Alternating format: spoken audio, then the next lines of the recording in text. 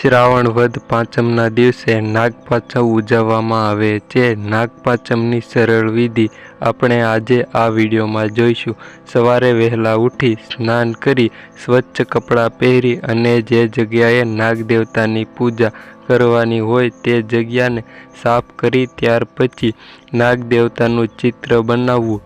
પાંચમની તિથિ હોવાથી 5 નાગદેવતાના ચિત્ર બનાવવા।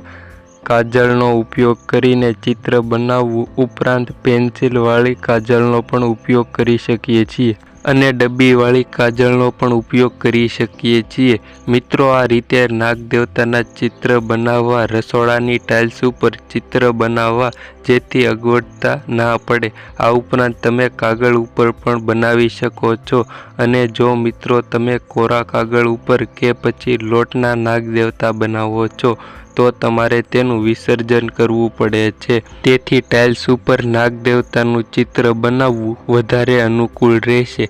ત્યાર પછી પૂજા માટે પવિત્ર જળથી શુદ્ધ કરીશું। એક તાંબાના કળશમાં પાણી લેવું અને ફૂલ વડે પવિત્ર ભાવથી શુદ્ધિકરણ કરવું। ત્યાર પછી છે દેશી ઘીનો દીવો પ્રગટાવવો। ત્યાર પછી હળદરથી નાગદેવતાના ચિત્ર ઉપર ચાંદલા કરવા। હળદરને પવિત્ર માનવામાં આવે છે, તેથી નાગદેવતાને તિલક કરી દો।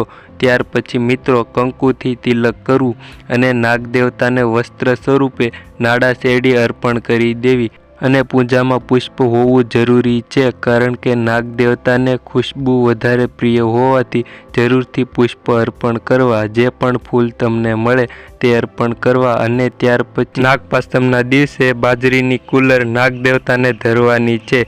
બાજરીનો લોટ લઈ તેમાં ગોળ નાખી અને ઘી નાખી તેને ચોળીને કુલેર બનાવવી અને કુલેરને નાગદેવતાને સમક્ષ ધરવાની છે। ત્યાર પછી આપણે દૂધ અર્પણ કરીશું, કારણ કે સમગ્ર નાગદેવતાને દૂધ અતિ પ્રિય છે। તેની સાથે તમે ફળોને પણ ભોગ ચડાવી શકો છો। ત્યાર પછી દક્ષિણા જરૂર સમર્પિત કરવી જોઈએ। દક્ષિણા આપો ત્યારબાદ જ પૂજા પૂરી થાય છે, નહીતર પૂજા અધૂરી રહે છે। ત્યાર પછી પાણી અર્પિત કરવું, અગરબત્તી હોય તો તે સળગાવવી। ત્યાર પછી નાગપાંચમની કથા સાંભળવી। ત્યાર પછી આપણે નાગદેવતાની આરતી કરવાની છે। આપણે જે દીવો સળગાવ્યો હતો તેને 5 કે 7 વખત નાગદેવતાની આગળ આપણે ભાવપૂર્વક આરતી કરવાની રહેશે। જો તમને નાગદેવતાની આરતી મોઢે આવડતી હોય તો તે પણ તમે કરી શકો છો। આરતી થયા પછી આપણે શિવ પાર્વતી અને ગણપતિની ઉપસ્થિતિ ન હોવાથી આપણે ક્ષમા માંગીશું અને ત્યાર પછી મિત્રો આપણે નાગદેવતાને પ્રાર્થના કરવાની છે કે ઘરમાં સુખ શાંતિ અને સમૃદ્ધિ રહે। આરતી કર્યા પછી આપણે હાથમાં જળ લઈને 2 વખત આરતીની ઉપર ફેરવીશું।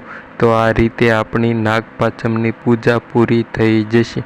પૂજા પૂર્ણ થયા પછી આપણે જળનો લોટો છે તે સૂર્યદેવને ચડાવી દઈશું અને પૂજાના ફૂલને આપણે પાણીમાં પધરાવી દેવા અને આપણે જે દક્ષિણા મૂકી છે તે કોઈ મંદિરમાં દાન કરી દેવી। તો મિત્રો, આ વિડીયો તમને કેવો લાગ્યો તે કોમેન્ટ કરીને જણાવી દેજો અને અમારી ચેનલ પર નવા અને પહેલી વાર હો તો ચેનલને સબસ્ક્રાઈબ કરતા જજો અને નોટિફિકેશન ઓન કરી દેજો, જેથી અમારો કોઈ પણ આવો નવો માહિતીપ્રદ વિડીયો તમને સૌથી પહેલાં મળતો રહે। તો મળીશું મિત્રો કોઈ નવા કે અનવા ટોપિક કે વિડીયો સાથે। ત્યાં સુધી બધાને બાય બાય અને થેન્ક્સ ફોર વોચિંગ। આભાર મિત્રો બધાનો।